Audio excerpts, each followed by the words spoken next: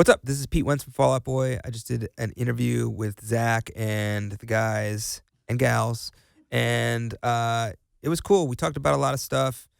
You'll think 1% of it was important enough to listen to. Let's do this. Zach Show. What's mine is yours, Oh, thank you. That's so kind. not the other way around. No, it is both, but goes both ways. Oh, thank you. Well, Zach, then you can have those shoes. You're right.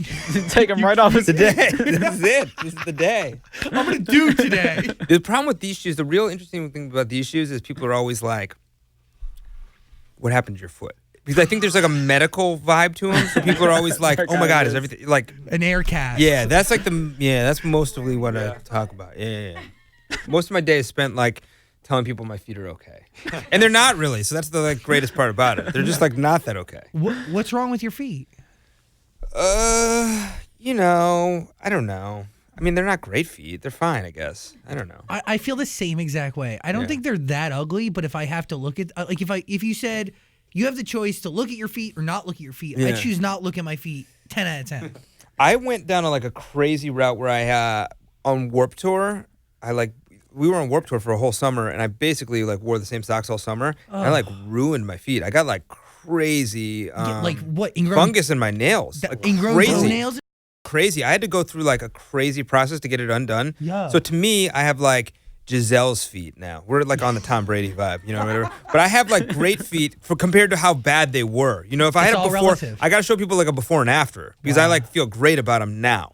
Question: when you were choosing to wear only one pair of socks for an entire summer, did you have the means to own another pair of socks? Well, the whole thing was that you just don't have on Warped Tour. You didn't have the means for any there was no laundry to be done. There was no, you know what I mean. So it was just and we were just these trashy kids. So it was just Were you bus or van at this point? we were bus, but the worst possible, the first bus you could get. So it was heat on in the summer and oh God, it was brutal, man. And you didn't think to bring an extra pair of socks. I'm sure I started. No, I don't know. I probably packed myself, so I probably didn't start with that many. But it's you're trying to get socks for free from I don't know, Monster. I'm sure they had socks or something. You know what I mean? I need those 4 Loco socks, the 5 Loco socks. You know what I mean? 5 Loco. Like 5 toes. Yeah. I'm going I like it. I'm going above and beyond. You know what I mean? 5 Loco. When you think of those moments, do you think back with fond memories, or is it I could have done this differently, or I wish I would have done this back then? I think it gets you remember it weird, right? Because for me, it was all compressed. So it's a lot of big things that happened in little moments where you're just you're next to Rihanna at the VMAs, and then it's all compressed in with then you're barfing at a rest stop on Warped Tour. It's all compressed together. So it's unless the other guys in the band are here, it's hard to even kind of figure them out, and you remember them wrong otherwise. You know what I mean? I totally understand that because it's your view of a universe that everybody was a part of. You had a huge group around you on that journey. Yeah, and it's hard to hard to remember. You don't really stop and think about how much your perspective really. How the past is a funny thing, right? So I was reading this. I read this great little dumb silly thing on I don't know, medium.com. I don't remember what it was, but basically they were okay, the company that makes the solid state boosters for the space shuttle, they wanted to make bigger solid state boosters, right? But they couldn't fit them. They ship them on a train. They couldn't fit them through the tunnel. They couldn't fit them through the tunnel because the tracks are only 4 feet by 5 inches wide. The tracks are 4 feet by 5 inches wide because the English built the tracks, and the English built them in that size. And they built them in that size because that's the size that carriages were. And they just built them the same size as carriages. And carriages were that size because they needed to ride in the wheel ruts of European roads, which were designed by the Roman army. So the space shuttle rocket boosters can only be a certain size because 2 Roman army horses fit in between their wagon. You know what I mean? Which is 1,000 years ago or whatever, 800 years ago or whatever, which is wild. And it's you know just what I mean? to transport them, right? That's the only thing. You need to be able to get it through this tunnel that is a certain size. Yeah, and it's only this size because it's arbitrary, but it fit the Roman war horses, which is kind of crazy. It's just funny how the past isn't, it's the past, but it's not the past. And it's I think about it in terms of like what your perspective is. Sometimes like if you talk to somebody, like I'll talk to somebody else in my band and they're like, it was like this. And I'm like, that's like not how it was, but like maybe it is kind of how it was. You know what I mean? Yeah, it's your version of it. It's your version of it. But has there been moments as you guys have, and I really want to dive in, Dear Future Self, hands up, what are you calling it? What am I calling it?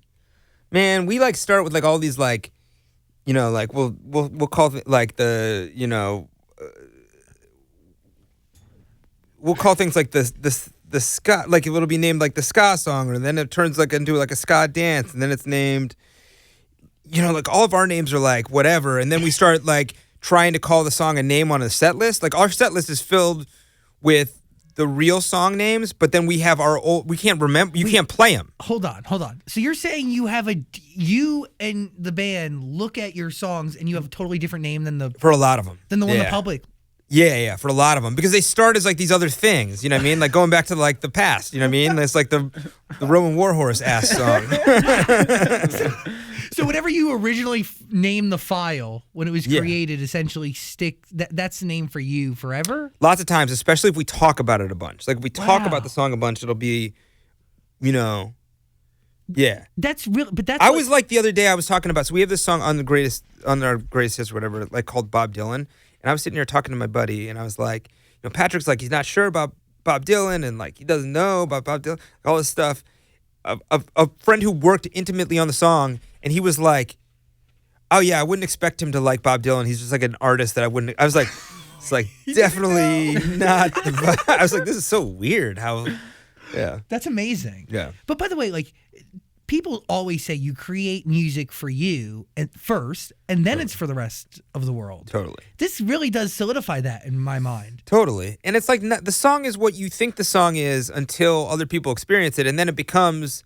You know, like you look at it with like Drake or something, and I'm like, it's like the public decides the singles. They decide like when songs are like, this song, I guess, just is the single because they like this song.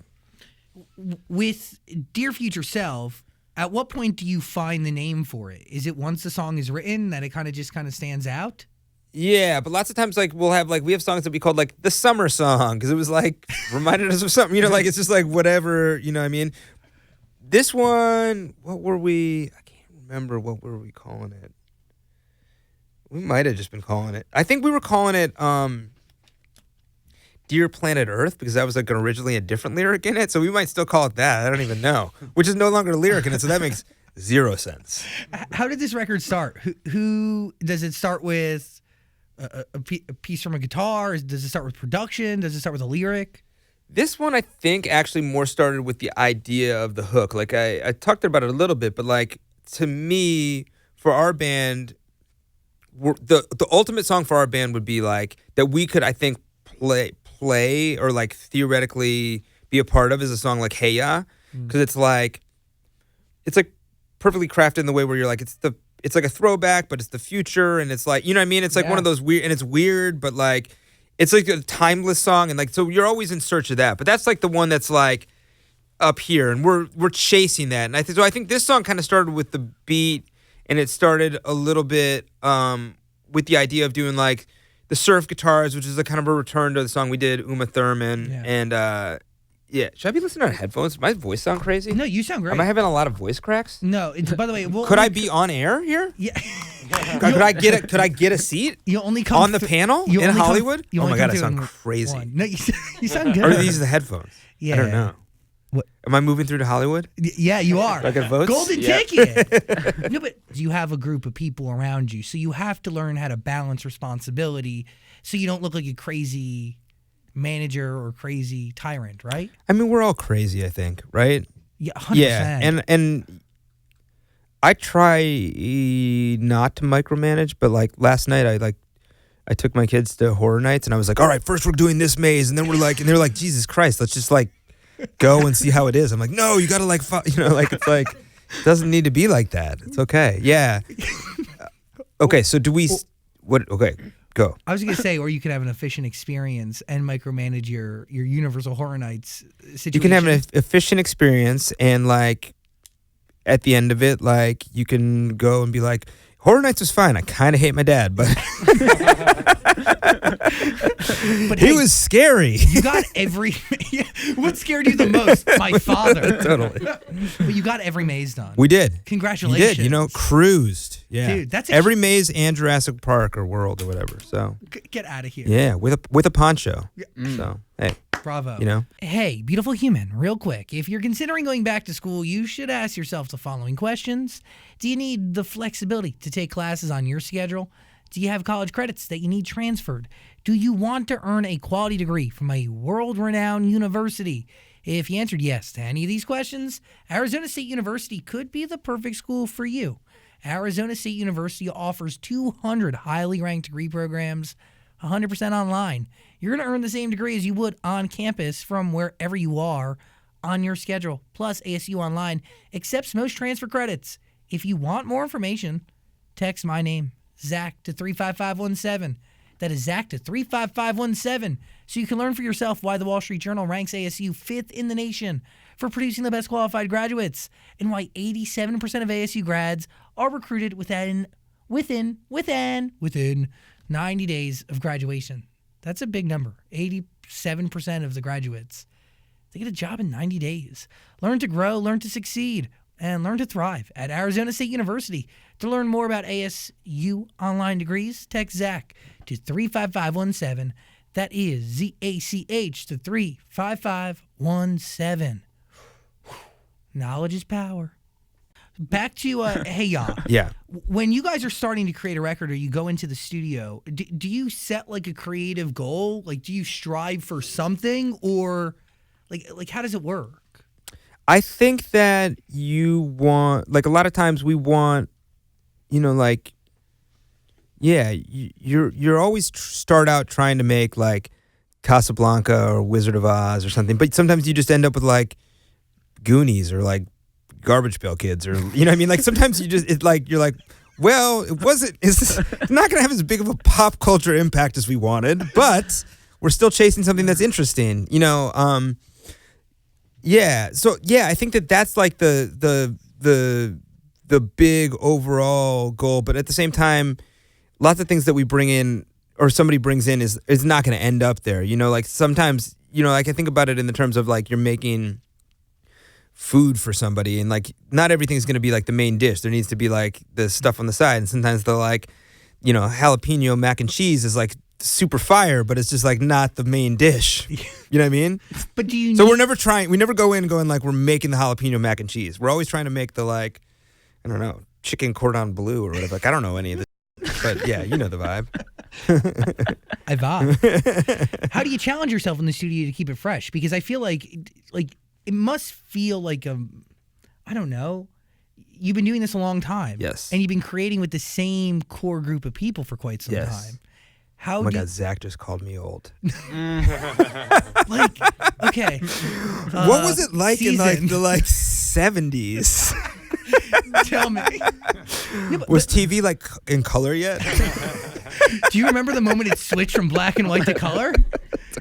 Describe your feeling. But how do you keep it fresh? Because even now, like this is a great question, actually. I've been with Dan for 8 years, and it gets stale.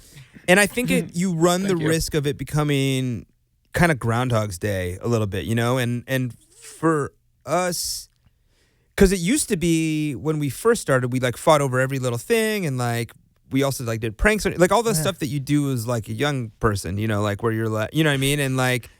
And you're more irreverent because you just don't really care about the rules or know what they are. Yeah, you know? Kids. You're kids, so you don't care. So I think that like bringing in somebody like Wyclef is actually super helpful because you stir it up. You know, it like it forces it to be a little weird and a little askew. We did the same thing. We worked with Babyface. We did this. You know, like I think sometimes when you add a different perspective to the mix, it forces you to, because the rules change all of a sudden. You know, like we're making like a ska song with surf guitars that kind of has a drum beat that sounds like the thing you do, you know, or whatever, which is kind of wild. But that one additional collaborator could really change the way the room works and the song you end up getting. Totally. What's the biggest Well, difference? thankfully, we're never in the room with each other, so it changes the way the emails look. Is that how no, I mean, we are, but like... Is that hard to craft a record through email?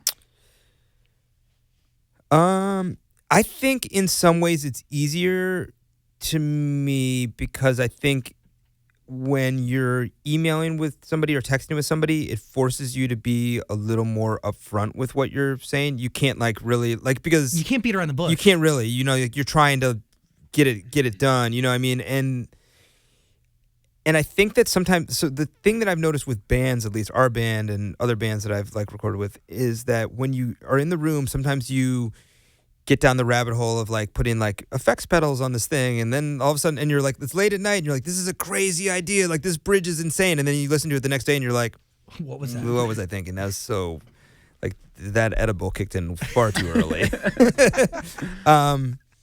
No, but so we do both, you know what I mean? So we do, like, we'll go to, like, we usually will start it not in the room with each other, and then once it gets going, we get in the room. Got it. Yeah. So, like, who usually starts with the idea? It goes all different ways. The most common will be, I'll go to Patrick and be like, what if it's like this thing mixed with this thing? And he's like, that doesn't make any sense. Because my brain just doesn't really work correctly. Okay. So he'd be like, that doesn't even make, like you can't mix like this and that. It doesn't make like music theory wise sense. But then he'll like kind of put it together and it makes an odd version of whatever it is, But that's team. That's yeah. collaboration. Totally. Believers Never Die. So Volume 1 comes out in 2009. That's your Yes. first best of. Yes. Your biggest Greatest hits. hits. Greatest hits. Yeah. Jesus Christ. It's pretty Yeah. amazing. Yeah. It's weird because I think that it's like a little weird as a band to like talk about greatest hits. Like to me, it's like when you go to a restaurant and you're like, what's the most, like I was just in Destroyer, that restaurant right over here. Do you guys know it or no? I don't know. It's Culver City. You should go check it out. Okay. Destroyer. I got They comped me my meal today as long as I would talk about this on air. send them the receipt. So make sure this doesn't get cut, guys. They're gonna I was like, invoice you? listen, I forgot my wallet, but you'll never guess where I'm headed right now. The world famous Zach Sang Show. What is that? No, it's really good. You should check it out. But No, you asked the question like, what's the best thing on the menu? What does everybody order? yeah, so you asked the question, what's the best thing, or what does everyone order? Or like, it's a sampler plate. You know what I mean? Yeah. It's like got the chicken nut. It's like safe. It's that, and that's what like our greatest hits are to me. But so now you have volume 2 coming, but is it going to be all greatest hits, or is there going to be anything new in there? So we're gonna have Dear Future Self, and then we're gonna have Bob Dylan, the song, not the guy. For anyone listening still who's made it this far, congratulations, and it's gonna be the song, not the guy. And Uma Thurman's going to be on there too. There's Yes. there's rumored track listing, or is it confirmed? I don't know. Let's confirm it right now. I mean, let me whip out my computer here. Yeah, please. I know Uma Thurman's on here. Yes. The Phoenix. Yes. Alone Together. Yes. Young Volcanoes. Ooh, yes. Centuries. Yes. Light 'em Up. Yes. Huge hit. Needs to be on there. Uma Thurman. Yes. Big one. Out of all these records, Champion. Yes. The last- Wait, what do you say? Out of all these records, Champion? No, out of all these, I was starting a question that I yeah. kept going down the list. Yeah. But out of all these records, is there one that's that the success surprised you? Well, the immediate one I would say would be, and I could like go through this and talk in depth on all these, and it would be dorky and annoying for people. But I would love it. It would just be like me and you at the end of the day. Everybody leaves. There's one light on. Why are they just sitting here in Uggs? I would say Light 'em Up for sure, in the way that like I remember playing it for people before we put it out, and it was really polarizing. People were like, hair metal scream is kind of weird, and then other people were like, this is so heavy. And I think we thought that it could be like a cult thing, but we didn't think that there was gonna. We didn't think about it in terms of like, oh, it'll be played on like the radio and stuff, and you'll go perform at places, at wherever, and so it was a mainstream hit. Yeah, which is kind of weird. So we didn't think about it in terms of that. Yeah. Have you ever, throughout this creative process, started the process striving for a mainstream hit? Yes. And what ends up happening? Those songs are have usually been forgettable, I think. Like whenever we've been like, oh, this song seems like it would like sync really big, or like let's write a ballad, or something. It just never. It does not work. Any of our songs that have ever been like quote unquote hits have not started as like this is going to be a hit. Because like you work against the universe. Like you ask for it, but you don't. I don't know. It's I weird. think so, and I think our band specifically, we sit in a really weird lane, and so a straight ahead song has never just really worked. You know what I mean? Like when we are like, oh, this song would work for this person or something like that, it just doesn't. So we don't even do them anymore. Or if we write them, we like try to give them to people or whatever. When you think of the lane that you're chilling in, do you see Green Day and Weezer right next to you? I don't think so. I think they're like in a helicopter above us, avoiding the traffic, probably. But we'll get there. I mean, I think that we're just like we're 10 years, 12 years behind both those bands. So like I think we'll get there eventually, potentially, but like no, I think like that's something we're striving for, kind of. We're like the car that's like driving on the shoulder trying to like cut across the 405. Like people are like, that guy's not getting off here. He doesn't have a flat tire, just driving with the hazards on. That is us. That is our lane. But then to be on this Hella Mega Tour is a big deal. It is. It's wish fulfillment. You know what I mean? Like Dookie was a seminal album. You know what I mean? Like that was such a big thing for us, and our band wouldn't be what it is without it. And I remember when Buddy Holly the video came out, I was like, this video is like crazy. You know what I mean? And so yeah, it's huge. Yeah. What do you think those two groups represent to music? Green Day, to me, has written these songs that are like, there's big songs, and then there are these songs that are like generationally big. You know what I mean? Like when I saw them play like, Basket Case the other night, like I'm like, wow, this song is like just baked into people's DNA. You know what I mean? Like the people like now their parents listen to it and is like in the kids' DNA. It's passed really on. wild to see. And like those are massive songs. If you get like one of those songs, you're super lucky. Green Day has like 4 or 5 of those songs, which is crazy. And Weezer, I think that Rivers is one of the most prolific writers. You know what I mean? Like that guy writes, I don't know, a couple songs a day. I don't really know. Where's Eric Olson? How many a day? He turned to me. We were doing a radio interview, and the guy was like, well, this sounds like there's a lot of guitars on this. And he said, 100 guitars. I'm like, and he's not lying. There's not 99 guitars on that. There's 100 guitars on that record. You know what I mean? Which is pretty awesome. He's amazing. Yeah, pretty rad. So what do you learn from being around Billy and Rivers? What do you take from that?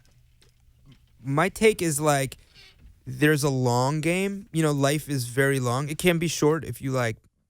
It can be short, but like life is really long in general, and you have to play it as a long game, and that means like you can't chase things. And I don't think that either of them have chased. You know what I mean? I think that they've played, like when American Idiot came out, like now people in retrospect are kind of like, American Idiot makes so much sense or whatever. Like that was like a people fought that. Yeah, it was like it was counterintuitive at the time. You know what I mean? And I think that counterintuitive thinking made it massive. You know what I mean? It like was like this sleeping giant kind of.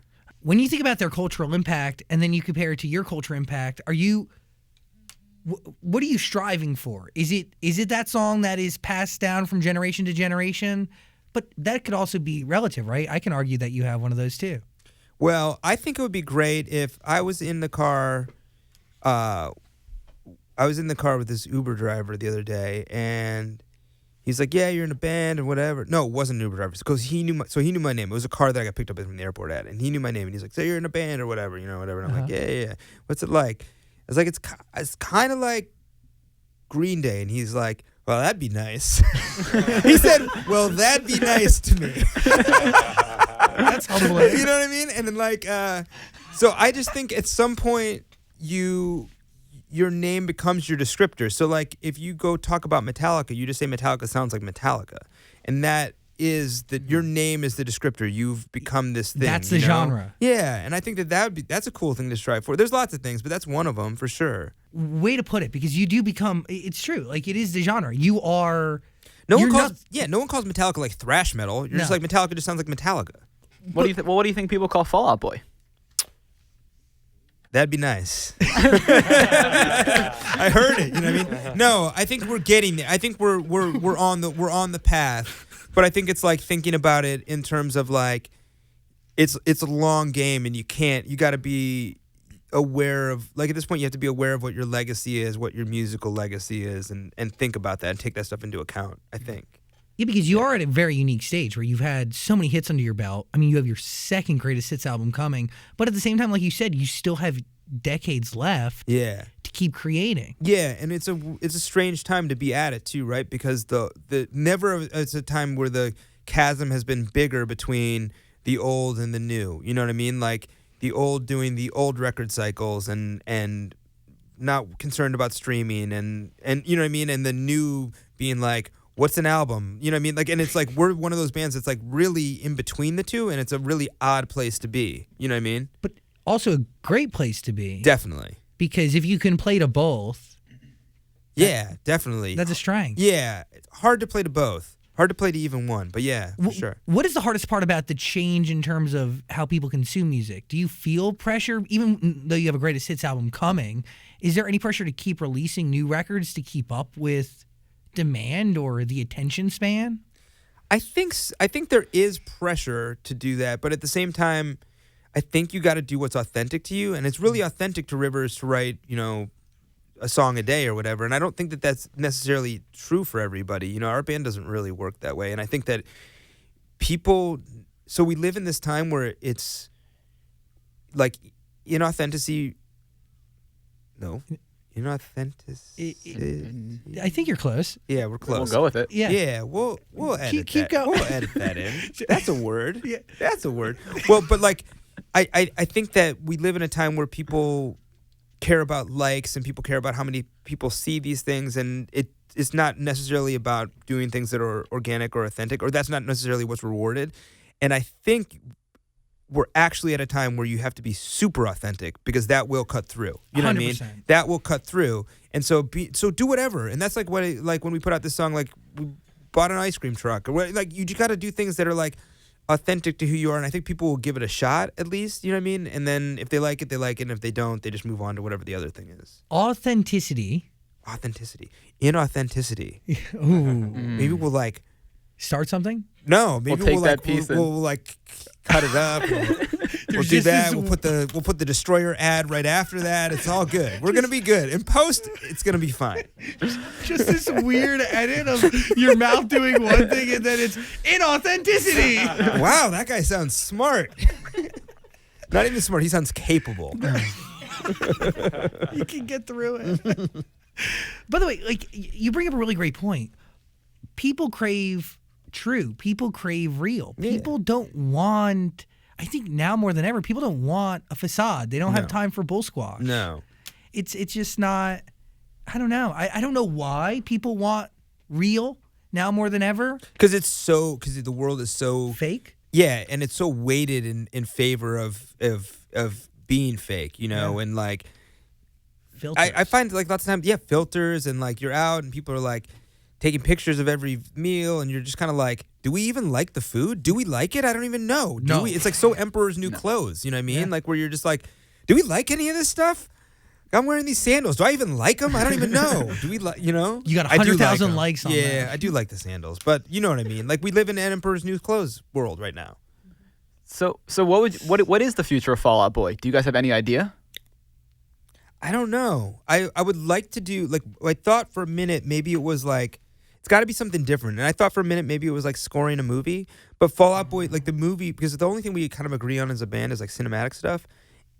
And the movie lies somewhere between like Napoleon Dynamite and Drive. And that's like a concept that no one, Yeah. we say that to people in meetings and they're like, I love it. yeah, they're like, I have no idea what you mean. I'm picturing a nerd who can murder people and drive fast Yeah, cars. that's about right. but you know also what I as a mean? llama. Yeah.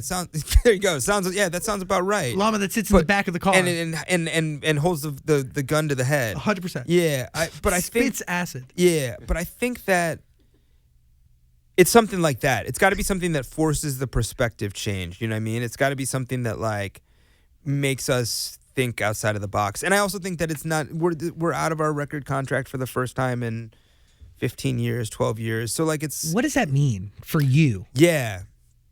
It means that if you had $1,200 under that table. Okay. We could. I don't know. My lawyer's not here. I could sign something. No. I want to sign you to my label. I don't know. He pressured me. No, I think that it's just freeing because we're in a time where being able to move, be nimble, and being able to, if someone was like, let's do this song together, let's score this movie, is a time when you want to be able to do that. Yeah, you can and not even think about it or have to go through a ton of red tape that kills time. Exactly. Yeah. So you have creative freedom. Yeah. Yeah. That's pretty cool. Yeah. Pretty special. Scary. It's scary, but cool. Mm-hmm. Well, you guys have changed a lot from the beginning. Would you ever go back to what you used to do? Like, would you ever scream on a song again? Would I ever scream on a song again? Maybe. I don't know. If we can get like my kids like messing around at 6 a.m. on a Sunday outside my window and record it, yeah, 100%, we can make that happen. You're gonna yell at them? Yeah. This authentic scream. Yeah. It's like, wow, he's just telling people to be quiet. Get off my yard. It's not light out yet. Why does he keep saying that? I think that it's hard to go back. You know what I mean? Like, I know we talked about this. Is a good question. So we talked about it before, and it's like it's really hard to put stuff like back in the box and re-experience it again. You look at bands that try to and artists that try to recreate their first thing, and it's like, well, you can't play like speed metal because you own a pool now. You know what I mean? Like, it's not gonna it's gonna sound weird. Like, and so I think there's that. I think it would be cool. I do think that revisiting your roots and reinterpreting them, I think that can be really cool. You know what I mean? It's just going to sound different now because it's like it's 20 years later, so it's just going to be a different thing. Is there any fear that somebody else might go back and do it? Meaning, like, history tends to repeat itself. Totally, it does. Yeah. And people are going to look to you guys for inspiration because you laid an incredible freaking path. I think it would be very cool to do that, honestly. I think that's one of the great things that you have to tell people is like, A, these albums and songs exist, so you can always listen to them, and B, there are people who are doing them and doing their interpretations of what they are now, you know what I mean, or will do them, and that's cool. I think that's awesome. I think that's what, I mean, when you look back at legacy, that's something that's really cool. Or when someone comes up to you and is like, Andy Hurley's the reason I play drums or something, it's like, that's freaking cool. You know what I mean? It's tangible. It matters. You literally shaped somebody's life, and you kept that genre and that sound of music alive. Yeah. And going. Yeah. It is essentially bigger than you. Yeah, it's definitely bigger. But so are your songs. Yeah, that's a good point. Yeah, some of them are. Some of them, you go and people are like, and we talk about this all the time. Like, my buddy said it to me, but no one remembers a breakup or whatever by the free game they just downloaded. No one's like, oh yeah, I downloaded that game and that's why I remember, you said it by music and by art and things that you love, you know what I mean? And so that's pretty cool to be that much of a texture in someone else's life, you know what I mean? Woven right in there. Yeah, it's pretty rad. What are you thinking? Well, no, the reason I asked that is because, I love songs like Saturday and I Slept with Somebody from Fall Out Boy and all I got was a stupid song. Yeah. And there's those screams in there that remind you of middle school or something when pop punk was huge. And I was maybe they could get back to that. But like you were saying, it may not be authentic to you guys anymore. Yeah, I just think that it would come, lots of times, it's a thing that we've thought about and talked about. And we'll do versions of those songs. But whenever we do versions of those songs, no one ever is like, that reminds me of Take This to Your Grave. That reminds me. We do them, and people are like, oh, that's a cool song or whatever. I'm like, oh, okay, because we're different. You know what I mean? And we're at a different place. You know what I mean? And so I think that you can do versions of it. You can do interpretations of it. But I think going back, it would feel a little bit like a parody. You know what I mean? Where you can speak to Napoleon Dynamite, when Uncle, whatever his name is throwing the football, and he's like, I'm like a quarterback, whatever, and you're it feels a little weird when they're when you try and force that, I think. You know what I mean? Yeah. Well, do you think you guys have gotten almost too successful with what your current sound is to kind of go back to that and reintroduce your audience to it? Because some of your big fans or the people that come to your shows may not even know that first album. Totally. Well, we try to always, when we're doing a set list, we do try to take it all into account because this is what it is, right? So when art's been going on for a long time, your your entry point is where you think about it. You know what I mean? So like lots of times I'll be looking, like I go deep on Star Wars, and people all the references to Star Wars now are the prequels that at the time when I was really into Star Wars, people were like, the prequels are lame, it looks bad, the CGI is bad, and like whatever, you know. But now all the references are like the new, you know, because it's always like people hate the new thing. So all the references are like, why can't you just make Star Wars like the prequels? You know what I mean? Yeah, they went from being the ones that were hated to now being the ones that they're are loved. adored, you know what I mean? Fan favorites. And I think that, so it's your entry point, or you look at bands or whatever it is that's been around for a long time, you know what I mean? Like people are like, you know, why won't these guys just do like the first week of the show, you know what I mean? Because that was when they were like so free. But you're like, we're doing versions of that, but like it's just different. And it would be weird if we went back and like tried to force it. We can just do kind of like versions, and so we try to do versions of it. I think our best case is like creating a set list where we put those songs in, and we create playlists where we like slide those songs in. I don't think we don't like write differently in terms of like this sound would be, because I think there's a fresh way to do all of it. You know what I mean? Like you could go and be like, we have a song that has just guitar, and there's a way to do that song freshly, and you could have like, you can for sure have a top 40 hit song doing that. If that was what you were doing by design, there's a way to do it. I just think that like, to me, it makes the most sense to do things that are authentic to you, you know. And I just think it's like, there's a certain freedom to being like, we're just playing punk rock in our guitarist's like parents' attic, and we're just like smashing stuff, and they kind of don't know what's going on up here. Like, there's a freedom in that, and it's hard to like go back and you to can't duplicate that. Yeah, like, putting the toothpaste back in the tube is like impossible. I get it. You know what I mean? Yeah. As a fan, I hope you're okay. No, I'm okay. Like, I get it. No, I get what you're saying. It's like, it's an interesting like thing to walk down and to kind of like figure out, because like we've tried to even like kind of write those songs, and like I said, we play them for people, and they're just like, it's not real. It's not. Well, it's just not. They're just like, oh, okay, it's a cool song, and I'm like, damn, I thought they'd be like, this is like a throwback song, and they just don't say that. But I'm telling you, the entry point makes the most sense. Yeah. And I think when you're talking to so many new people every single time your record's on the radio, or every time you're out somewhere or at a show, I mean, you're right. Like, people, their reference point is only what's in their ears at that very moment. And for me, yeah, totally. And for me, a great, like, if you look at like a band like The Clash or David Bowie or whoever, like people who started eras and then changed. And I remember at the time, or Metallica or whatever it is, at the time with some of those artists, I was like, so those other ones were early for me. Metallica wasn't. But like, I was like, oh my God, like, why won't you just do it like this? And now, you know, 30 years after that or 20 years after that, I think I'm able to appreciate them as artists because they did change and they didn't do the same thing. And I think if they had done the same thing, it would have been harder for me as a now 40-year-old, but like when I looked at it when I was 30 or whatever, like being like, oh, this is cool, I can listen to this as like a grown-up. Whereas if they just stayed and done the same thing, it would be like harder, I think, for me to have done that. You know what I mean? Wouldn't have grown with the music. Yeah, if they it allowed me to grow. You know what I mean? Yeah, if they would have been stagnant and stifled their growth, you essentially wouldn't have grown as well. Yeah. It's tough to be a fan though, man, because people will ask you to like love one thing, like completely, and then they move on to the next thing, and you're like, just do the thing you told us to love. You know what I mean? It's hard. That stuff is hard, honestly. But it is. I was gonna say, I think you guys have changed a lot over the years, so that might contribute to why you're still around selling out arenas. Because if you think of a lot of those bands back then, I don't think they changed, and you guys have, and you still are growing the fan base. Like, I mean, think of like Census Fail, Hawthorne Heights, all those type of guys. Yeah, maybe. I don't know. Like, I never set my, like, I never like try to look too much. It's so hard to compare because everything's always different or whatever.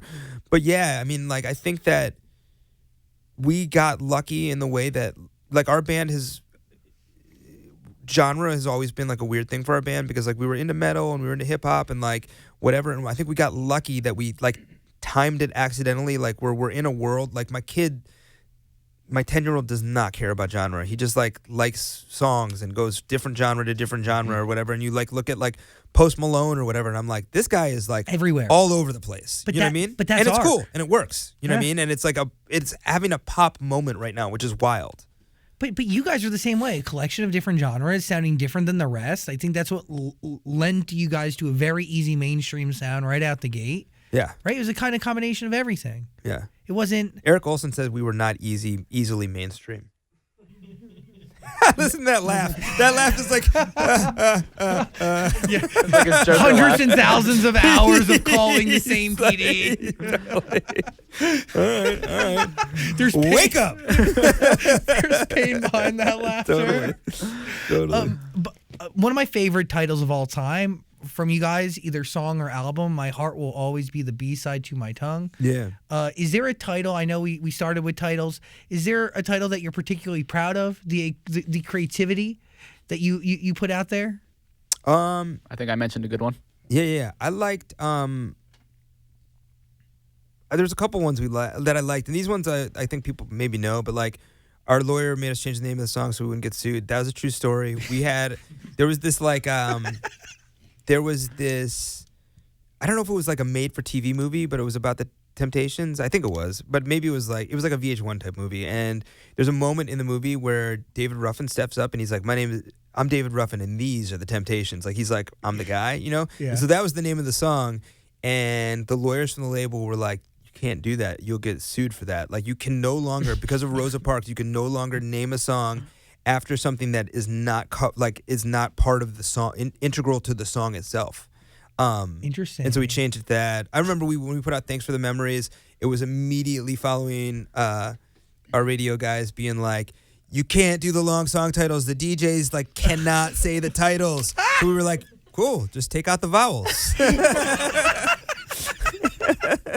Thanks for the merm. Yeah. So that was fun. Like that stuff is just fun. You know what I mean? Yeah. It's great. I've actually always wondered why it was Thanks for the Memories without the vowels. Yeah. It was a direct reaction to them being like, the titles are too long. We're like, let's make them super short. But it doesn't change the way they say it. No. They still have to say thanks for the memories. Yeah. But there's no other title for that record. That record, what was it called? No, it was Thanks for the Memories. That Always, one. right? Yeah. That was like- Thanks for the Memories. That song is so good. That Okay. was an interesting song where we went in with, I remember after we put out From Under the Cork Tree, we were at that movie, Josie and the Pussycats, and the music for that movie was insane. It sounded like punk rock written by somebody who'd never really like been told that punk rock can't sound like this. So we were like, who did the music for this movie? They're like, oh, it's Babyface. Like, oh, Babyface, dope. Okay, so we called Babyface up and we were like, we want to do the next record with you, and he was like, that's cool. You can afford to do 2 songs with me. And so we did one of the songs we did was Thanks for the Memories. And it was one of the cases where he really elevated the demo. The demo was cool, but it was definitely like not a like hit song, you know, or whatever. And he elevated the demo. So you went to him with something already finished? Yeah, a demo, but he was like, do mandolin here and do this, like, you know, like, and it was like crazy because it was like, you know, he'd be like, do it like this. And we'd be like, and this is like an example of like somebody who's like a truly extraordinary musician, because he'd be like, do it like this. And we'd be like, you can't do it like that. And then he would sing it back through the talkback, and we were like, oh man, like this guy can like do it all. So like you can't just be like, nah, you can't do it. You gotta like, He can fight you on everything and win. Yeah, for sure. So what do you learn from that session? Anything that stands out? Yes. When we walked in, he had the sound. He had the plaque for the Bodyguard soundtrack on the wall, and it was like 22 million or something like that. And we were like, "Whoa, 22 million!" He's like, "Oh, that's an old plaque." We were like, "Wow." And the first thing he said, because we were like, we'd been flown around and we were like being shown the world and, you know, like whatever, and he was like, the first thing you guys need to know is never buy the jet. He's like, make a friend who's got a jet. True. He's like, cool, got it, okay. It was like all like little nuggets like that, you know what I mean? He was like, make friends with a private jet. He's like, okay, great. But got in it. that moment when he gave you that advice, he believed that you guys are going to be big enough to one day warrant a private jet. Sure, or he was like, this is like what I'm doing for the next like 4 hours, and like, this is fine. Yeah, he's bullshitting with Yeah. He had a very like Yoda-like vibe to him, though. You know what I mean? Like where he's like, or Yoda or like Mr. Miyagi, like where he's like imparting wisdom on you and you think you're just like painting a fence or something, and then you like walk away and you're like, oh, he was teaching us something the whole time. I get it. Okay. Do you remember the other record you did with him?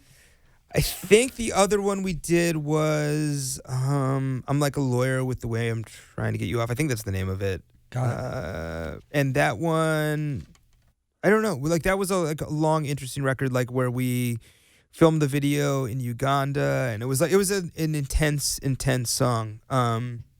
Yeah, I don't know. Not as memorable apparently because Zach had to write it down. He was like, "All right, this song is I gotta write okay. This is Listen to it later. Listen to this B-side later, preferably while you're working out because you won't be paying attention to it." Yeah. Oh my God, it's so nice that you think I work out. Yeah. Another great compliment. Oh, thank you. Really. What? You were talking about songs with cultural impact. Did you ever think Sugar We're Going Down would have the impact that it's had? No, not at all. For sure not.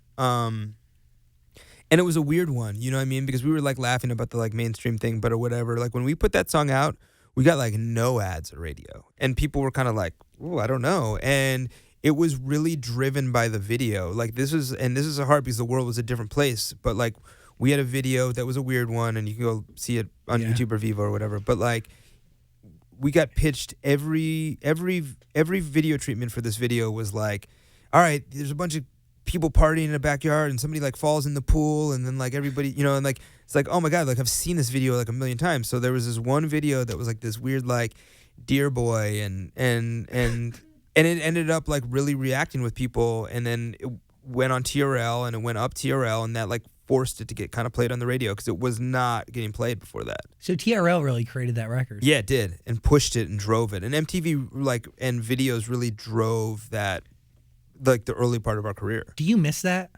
Yeah. I mean, it's different because you could just never, it would just be so different now. It's like one of those things where you go, you know, we talk about going back and whatever. And like I went on TRL last summer and it was really cool. It was just so different. You know what I mean? People were like, is it just like it was? And I was like, this was like chaotic when it was TRL. You know, like it was chaos. You know what I mean? It was like shutting down Times Square. It's insane. It was like, special. you know what I mean? Like Backstreet Boys like would shut Times Square down. That's insane. But could that happen again? Yeah, if it did, it would be different. It wouldn't be TRL now. It would be like a YouTuber or something, right? It would be like... I think social media ruined that whole thing. Maybe, yeah. Yeah, maybe. But I also feel like music videos, they deserve... It wouldn't be the same way. It would be something different. People always ask you... I don't mean to cut you off, but people are always like... You know, and people would be like, what is Nirvana? Like, what's the next Nirvana? And like, the next Nirvana is like not going to be wearing flannel and playing guitars. Like, I would tell people it's like Jaden Smith, because to me that's kind of is what it's going to be in a form like that. You know what I mean? Yeah. Look, Dave Grohl said it was Billie Eilish. You know? You know what I mean? It's different. Yeah. You're 100% right. You're not going to know it essentially when it comes. Yeah. It'll be different because nobody knew Nirvana when it came. You know what I mean? No one expected it. I'm like weirdly convinced that Alec Benjamin is the next Bob Dylan, but maybe I'm dumb. No, I don't think you are. I actually see him a lot on John Mayer's Instagram, and John is saying similar things, I think. Yeah. About his songs, like about the... They're beautiful, people. Yeah. They're like deep, and they're like fables, and they're so gorgeous. Because I think in the era of Bob Dylan, like you look at, you cast things in this perspective. When we're talking about, we have recurring themes. This is which is really great about. We're doing like making something really special here because we got these recurring themes coming up. But like, you know what I mean? Like you're looking at things through a lens. So Bob Dylan at the time was like a guy who was getting called a sellout on stage because he was playing an electric guitar. You know what I mean? That's like, you know what I mean? Like it's just wild. Like it's wild to think about that in retrospect, and it's wild to think about like. So talking about social media or something, you think about like when the Beatles are making like the White Album or like whatever, you know, like you think, or Sgt. Pepper's maybe, you know, like what would people be saying? They'd be like, dude, your music sucks. Just like play, you know, hold my hand or whatever. You know what I mean? Like it's like.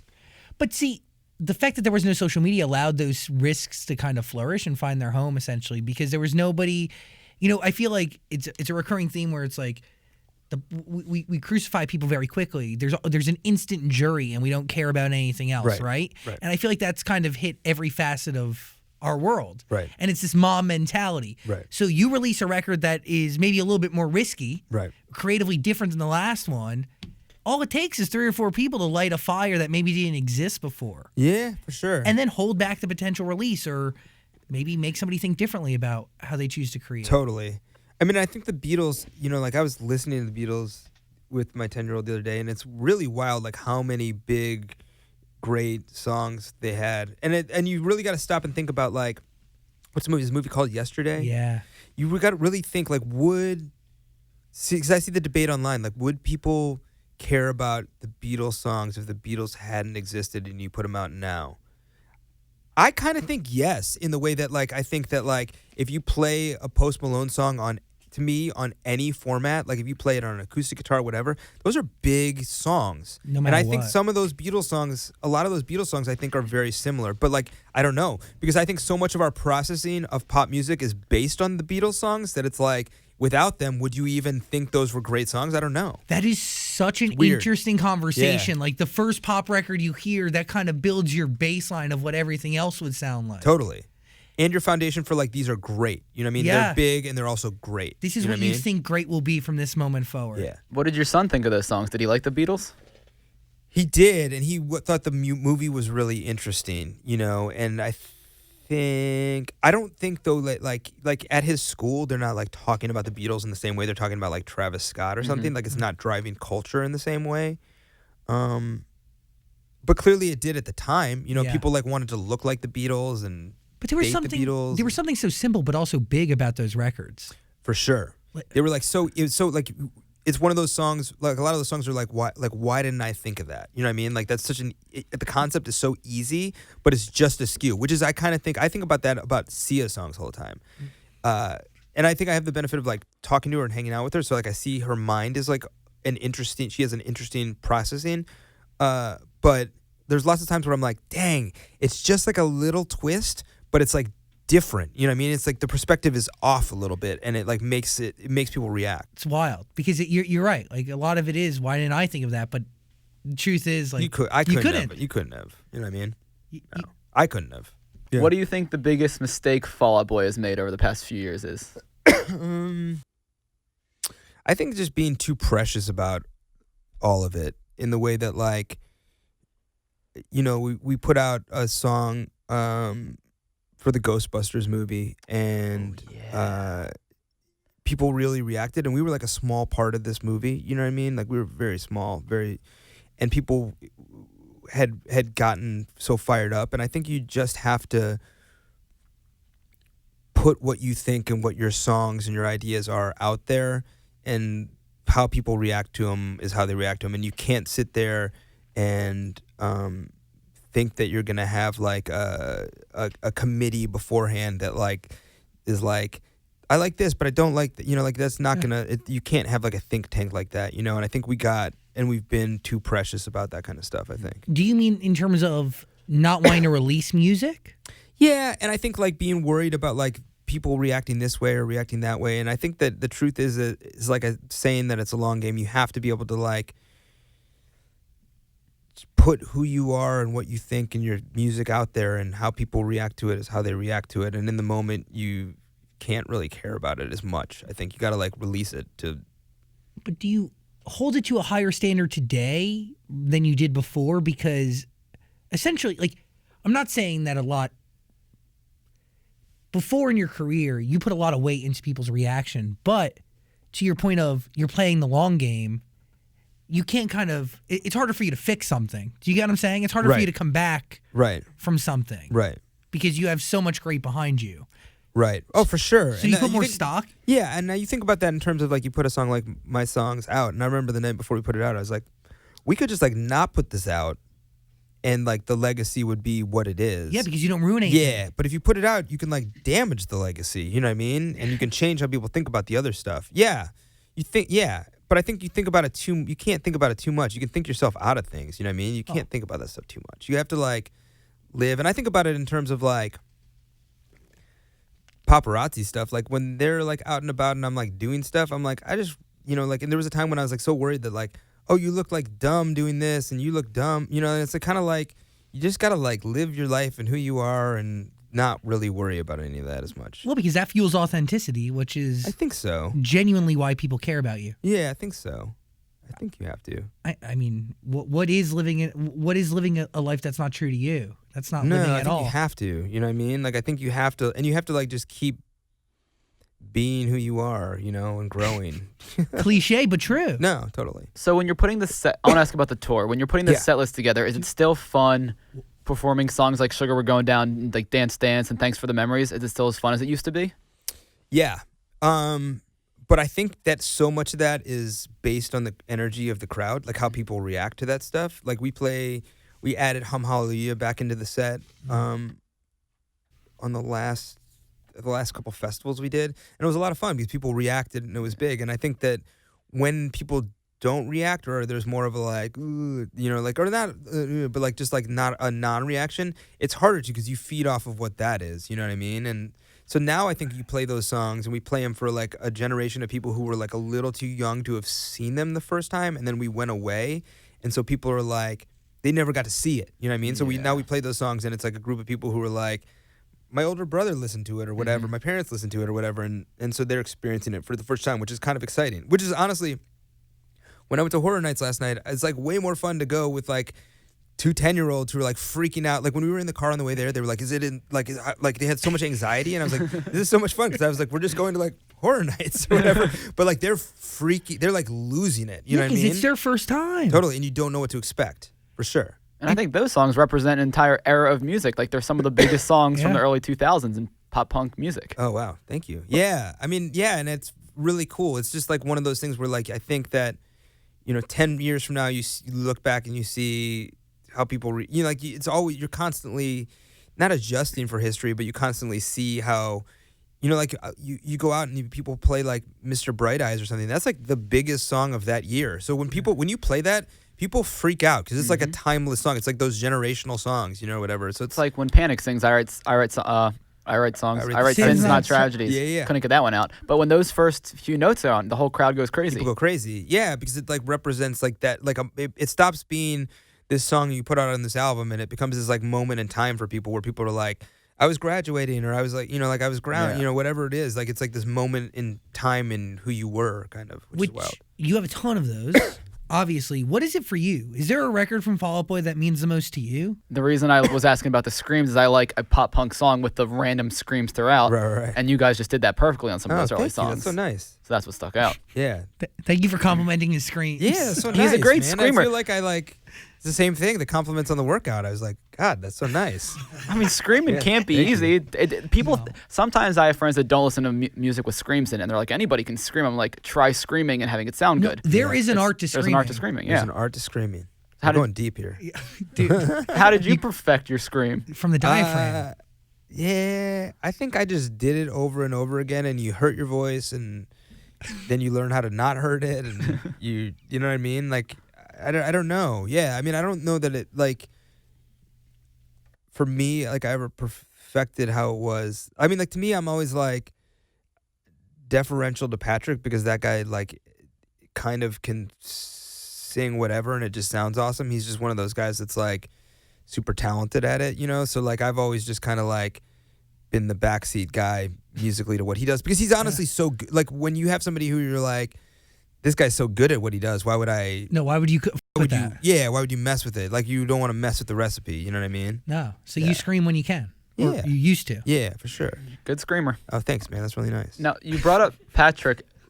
I've always wondered, how did like you become like the guy who talks for the band instead of Patrick, who's the lead singer? Yeah, I don't think that Patrick ever really, if you hang out with him in any kind of setting, like whether it's here or you go out with a group of 5 or 10 people, he's got I wouldn't say introverted is the wrong, because I think he started with introverted, and I think then he kind of like figured out the balance of what it is, you know what I mean? But he doesn't, it's just like he doesn't have any interest in it, you know what I mean? He's good at it, he just doesn't, it's not something that's like interesting to him.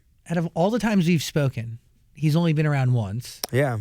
But that's a great team, though, right? Yeah. It's everybody knowing their strengths and weaknesses, and when you know your weakness, you're smart enough to let somebody else carry it for you. Totally. Or like you just kind of be like, I think about it in terms of like when if you were part of like a car racing team or something, like you don't like fix the engine if you're the driver. Like if you're, you don't put the tires on if you're like the engine guy, like you just know what your part is in the assembly line, you know what I mean? 100%.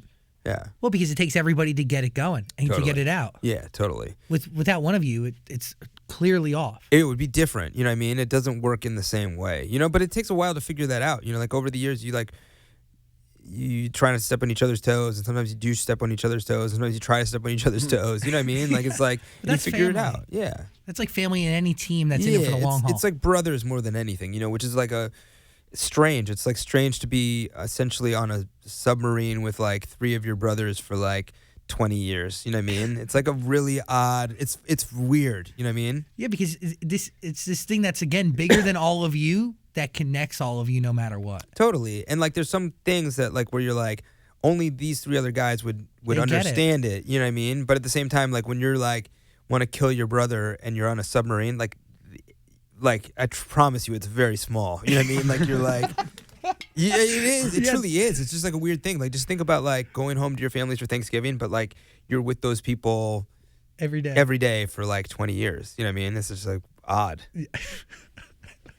I don't really want to think about it. No. Because it kind of freaks me out a little bit. Yeah. You know, I mean, you learn quickly, like, or not quickly, but you learn how to give each other space and how to like, I don't know. You know what I mean? Like, But you I got to feel- learn all that stuff. Once you get into a really sweet spot, it's just comfort, right? Like once you've seen everybody's everything, Yeah. Oh, for sure. like what more is there for them to know about you? Oh, for sure. None of that stuff at all. But like, I think at the same time, like, it's hard not to push each other's buttons. It's hard not to, you know what I mean? Like, especially when you like, I don't know. You know what I mean? It's like, it's just like such a, like whatever you do with your siblings, it's like the same kind of thing. You know what I mean? It's like hard not to revert to who you were when you're like 7. Yeah, You know what I because you- mean? Because you just, that's just how you interact with each other. That's how it started. Yeah. Dan, that's going to be us. How does that make you feel? Well, if we're successful as Fall Out Boy, then I'll take it. One question, I mean, one of many questions. How did you decide about sampling something for this record? Was that a hard decision, adding because you added Hands Up to it? Well, so I don't really know about the whole sampling thing because on this song in particular because this came from Wyclef. Got it. And so I think that he had sampled this song, but I also think that I don't really know. I'm not like actually entirely sure because we were working together on the song and then we were getting ready to put the song out and then all of a sudden they were like, there's a sample. And I was like, oh, okay. What is the sample? I don't really know. You know what I mean? Yeah. So, Because that changes. I mean, that changes the financial breakdown. yeah, for sure. So if anything, well, yeah, if there is a sample, like it's in, yeah, because we used a sample on Centuries, there's like a little sample on Light 'Em Up. So like, it is kind of what it is. Like most modern music, pop music has samples in it, you know, whatever. Inspiration. Yeah. But I do think that, yeah, so when we were doing it with Wyclef, they were like, oh, there is a sample. It's like, oh, that's cool. Like, I mean, it's like, whatever. It's not, you know, it happened before the part of the track that we worked on. So, It's the way it goes. yeah, for sure. Dear future self, if you can send one line to your future self in this very moment, so you can listen to this, watch this Yeah. 10, 15, 20, 30, 50 years from now. Because I feel like you're going to be a guy who definitely gets his head attached to a robot. Yes, totally. Look in the camera and send an antidote to your future self. What I would say to my future self is, I think it's gonna be all right. Like if we go to Mars or if we like shoot the stuff into the sky to block the sun a little bit or whatever it is, I think we're gonna be Weather all right. bombs? Yeah, I think we're gonna like figure it out. But like regardless, like you're gonna have figured your stuff out. You know what I mean? Like you're all right. You know what I mean? And I think that's like the point of the song. You know what I mean? Like is being able to talk to yourself in the future and be like, you're gonna be all right. You're gonna like make it through whatever this is. Because I think you write to your past self all the time, where you're like, you should have like not worn this, and like, why didn't you say this when you're mad or whatever. But like, talking to your future self is cool too. Like, it's cool to be like, it's gonna be all right. You know what I mean? Like, you're gonna figure it out. You can will. do this. We will figure it out. You know what I mean? Louder. Whose idea was the Hella Mega Tour, and what was your first reaction when you heard the bands that were coming together for it?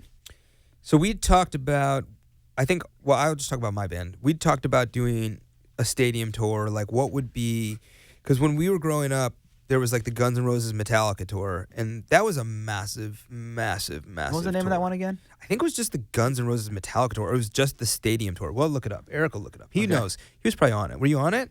I was working Metallica back then. Yeah, I was working Metallica. That record worked itself, buddy. He also worked Shakespeare stuff too. It's a big deal. But so like this was a massive, massive tour. It might have been was it called the Stadium Tour? It's called Guns N' Roses Metallica Stadium Tour. Yeah. Boom. And you can get those shirts. They're sick, whatever.